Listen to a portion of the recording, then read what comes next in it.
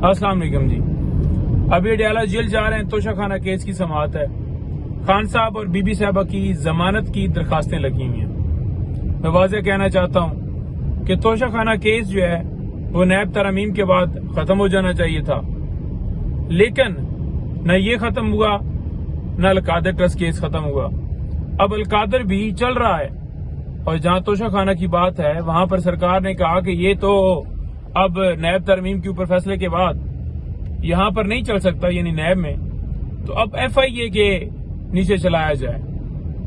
وہ چل رہا ہے. پھر یہ تھا کہ ہم گئے تھے، بلز فائل کی تھیں تو وہ ضمانتیں کنفرم ہو جاتی یا خارج ہو جاتی، فیصلہ تو ہوتا، لیکن مسلسل لٹکایا جا رہا ہے. جہاں سزائیں دینی ہو رات 10-10 11-11 12-12 بجے تک سماعت رہتی ہے، اور جہاں بیلز ڈیسائیڈ کرنے کا معاملہ ہو عدالت بھی چھوٹ دے دیتی ہے سرکار کو، ٹھیک ہے جی کل آ جائے گا، پرسوں آ جائے گا، 2 دن بعد رکھ لیتے ہیں، اور یہی ہوتا آ رہا ہے. صرف مقصد کیا ہے کہ القادر میں جلدی سے سزا دی جائے، تب جا کر ان کے اوپر سماعت کر کے فیصلہ دیا جائے. یعنی اس میں اگر بیل کنفرم بھی ہوتی ہے تو جب سزا کسی اور کیس میں ہوگی تو پھر ان کی رہائی تو نہیں ہوگی. تو اس طرح سے بدنیتی کی بنیاد کے اوپر یہ ساری چیزیں کی جا رہی ہیں، اور عدالت کو واضح طور پر بتانے کے باوجود عدالت جو ہے وہ کچھ نہیں کر پا رہی.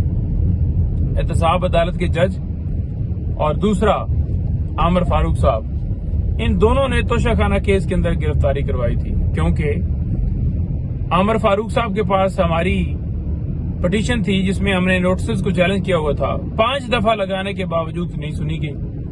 احتساب عدالت کے جج جہاں پر ہم نے بیلز فائل کی تھی، ضمانتیں فائل کی تھی، انہوں نے کیا کیا؟ انہوں نے اس میں نوٹس کر دیا. اب جب آپ نوٹس کر دیتے ہیں تو پھر تو معاملہ لٹک جاتا ہے. حالانکہ as a matter of right bells دونوں کو، خان صاحب اور بی بی صاحبہ کو، مل جانی چاہیے تھی. اگر دیکھا جائے بی بی صاحبہ صرف اس ایک کیس میں پابند سلاسل ہیں، خان صاحب تو 9 مئی کے کیسز بھی ہیں، تو ان کی تو رہائی ہو سکتی تھی، لیکن ڈیسائیڈ کرے جج تو تب ہوتی نا. تو یہ چل رہا ہے. اس کے علاوہ 9 مئی کے کیسز وہ بھی خان صاحب کے لاہور میں چل رہے ہیں، بیلز چل رہی ہیں. ابھی تک وہ بھی فیصلہ جان بوجھ کر نہیں دیا جا رہا، تاکہ کسی نہ کسی طریقے سے خان صاحب اور بی بی صاحبہ کو اندر رکھا جائے. کاروائیاں جاری ہیں، حوصلے بلند ہیں، ہمت بالکل اس کا کوئی نعم بدل ہی نہیں ہے، یا کہہ لیں کہ اس کی کوئی مثال ہی نہیں ہے. تو لہٰذا جو مرضی یہ کر لیں کہ آپ توڑ لیں گے، ناممکن ہے. انشاءاللہ تعالی یہ ظلمت کی رات ڈھلے گی اور حق کا سورج طلوع ہوگا.